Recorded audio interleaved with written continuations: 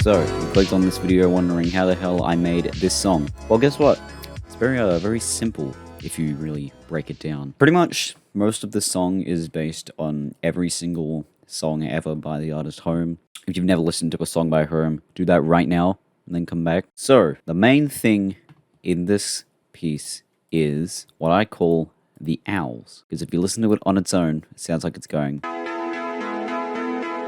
We take a deeper look inside. All it is it's just a normal serum synth. So you start with your sawtooth. You add a bit of unison, about a bit of detune. But the main thing is the envelope. You can see if we do this, it goes immediately down. It goes boom, like boom. This envelope is set to the cutoff of the filter. There is a low pass filter on it. If I turn it off, it sounds like that. So this filter really helps with selling the whole sound.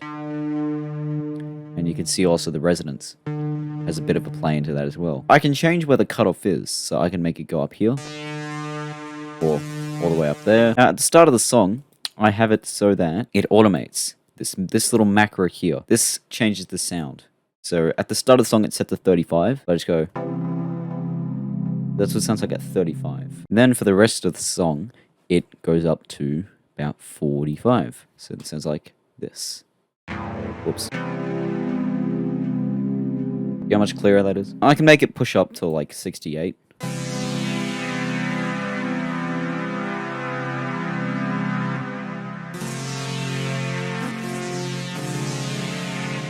If I really want to. I really only want to use that if I'm using like a pad or something, which is not what this is. There's also compressor and reverb on this. It adds a little bit to like kind of compress everything. There is no delay on here. It is in a separate mix in the mixer. Because if I turn it off, I turn it on in here, and then take a listen when it starts, then the tempo starts going up.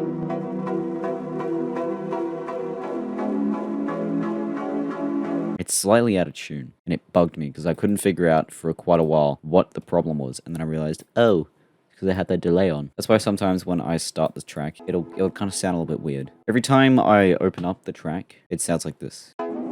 See that? It goes boom. Also, you may have also noticed that we start off at 79.996 BPM. You may be thinking, oh, is there some kind of really special reason? No, it's because I want to edit this. See, I'm stupid when it comes to automation, and I don't know if there's like a way I can type in like a specific BPM that I want. Over the course of it, it slowly gets higher, up to 110.001, because I still couldn't figure out how to make it exactly 110. The next part of this, the next part that you're listening to is the bass. This little part here going. I was trying to figure out how to make the bass punchier, like as is what's heard in a lot of Home songs. Like a good example is Home Before the Night. I was trying to figure out a way to try and make that sound, but this was the best I was able to get. Also, like a preference, I'm using a Juno 60 emulator, and this is a free version because I'm not paying money. There is a limitation to this though, as I can only do up to 6 voices at a time. And even then, sometimes when I do 6 voices, it sometimes still skips. So yeah, this is basically, I found online a tutorial. Not really a tutorial. I found online this guy. So this guy, he pretty much found the way to create the perfect like emulation for the Home Resident synth. It sounds really good. So he's done this on a Juno 60. He plays around with a couple of the envelopes and he gets to roughly around these settings. I do have an actual preset for what he has. He has around here. It sounds like this. Now it will not sound exactly like the real thing, as it's an emulation and you can't get close to the real thing with emulation, but you can almost get there, but you can't always get 100% correct without buying a Juno 60, which they cost a lot of money. Or you could just get the Roland Boutique for $600. So all I've done is I've toned down the frequency and the resonance. What have I toned it down? Pretty much everything. I've toned down everything from here. The thing that's turned down the most is the sustain. So the next thing we move on to is something heard pretty much throughout the entire track. Again, it is what I call the square hall. It's just a couple of chords going around. All it is just some chords going around like this.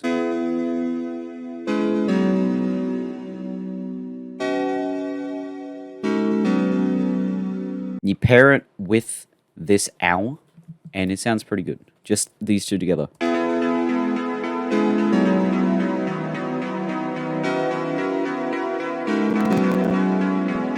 It just helps to really drive it and adds like an extra underneath to the sound.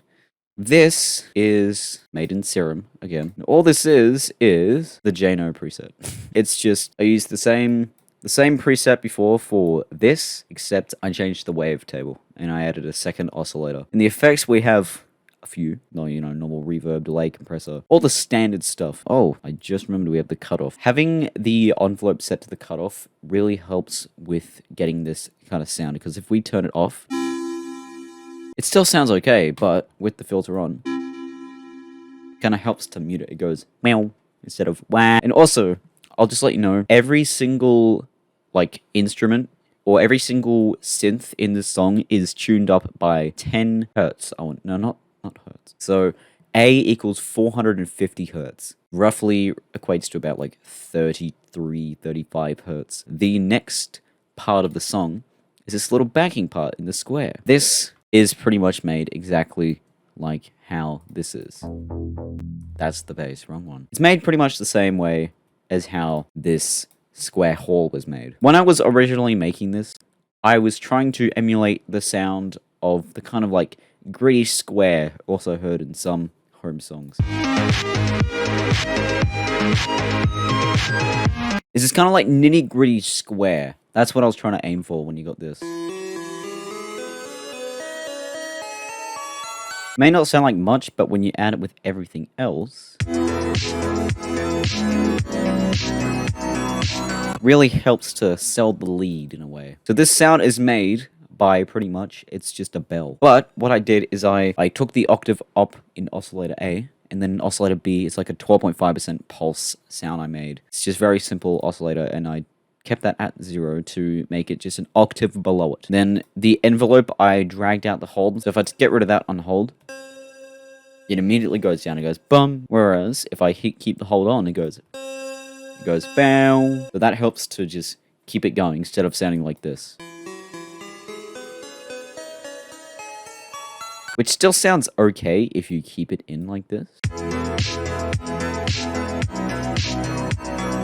But you'd probably need to turn it up, which is why we drive it. I guess I can talk about the second half of the song. Originally, I planned to cut the song off here, so it would just go like this.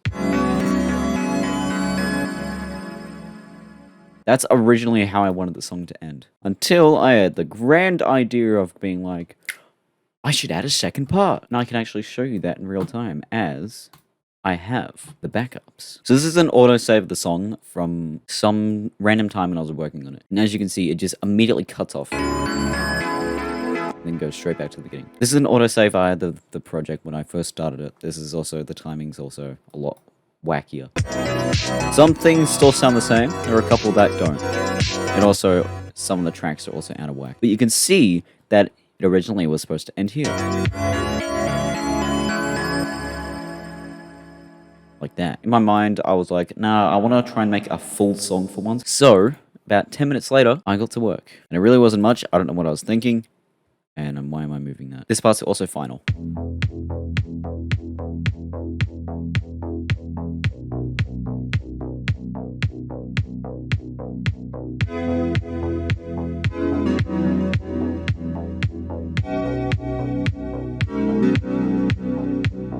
That's all of that I had. You have all this build up here.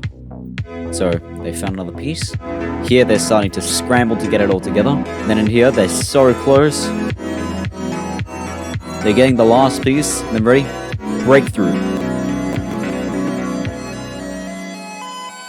They've done it. This is why I stick to FL Studio ASIO. Now it's time to talk about these drums. The drums that you hear in the background of the entire song, going like this. If you have noticed by now, everything is duplicated. All the sounds are all duplicated and set to track 3. What's on track 3? Well, it's my favorite plugin, the Kickstart, because until about 3 days ago, I didn't know that you could sidechain kicks. That's also why there are duplicate patterns. There is a pattern without kickstart and a pattern with kickstart for every single instrument, which is why this beginning is pattern 2, 7, 8, and then it goes to pattern 1, 6, and 9. I guess there's also pattern 4 and 5 for the pulse bell, but that doesn't come until later in the song. To people who have listened to Home, these drums may sound very slightly familiar. And if they sound familiar, it's because I have literally ripped them from a bunch of Home songs. And if you think I'm joking, watch this.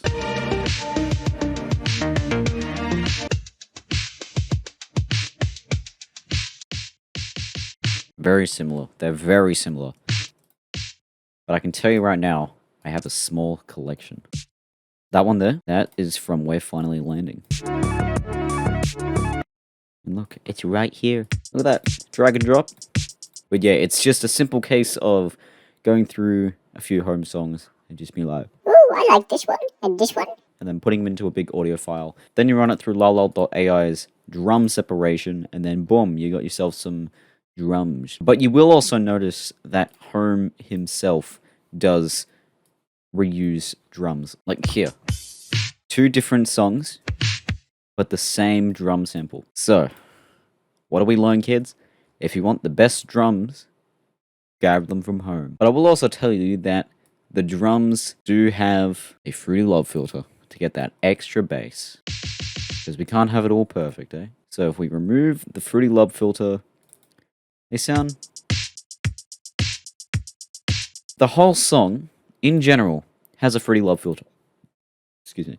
The whole song in general also has a Fruity Love filter. I do also have one of my all-time favorite plugins that I've been using for literally like 4 years, literally since I started FL Studio. Isotope Vinyl. It's a really good free plugin for old music emulation if you want to emulate the sounds of like different years. Like on the fly, I can set this to the 30s, back to the 80s, 70s, 60s, 50s, 2000s. I usually use the 80s, turn it all the way down. It's just great for like EQing. Because if we bypass it... Remember, that's also with Fruity Love filter turned on. See how strong that square is without this? Oh, there's also a sound goodizer on everything.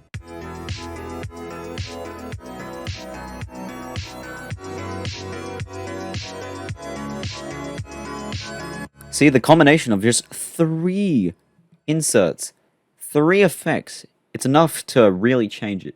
Also, this is the first time I have disabled Fruity Limiter. I'm gonna be doing that probably a bit more now. And that's it. That's how Beyond the Stars was made. It's one of my favorite songs I've ever made. And I just want to say the idea for the song came in my mind at like 10:30 at night. I was trying to go to sleep, and then in my mind's just going like, oh, what if you made this tune in a song?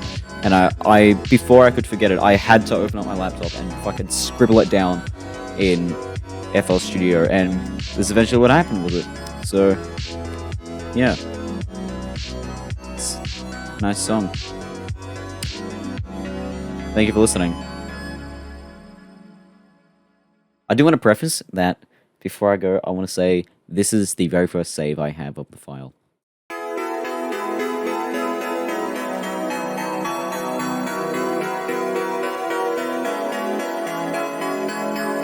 That's after like 5 minutes of work. Get her out of here!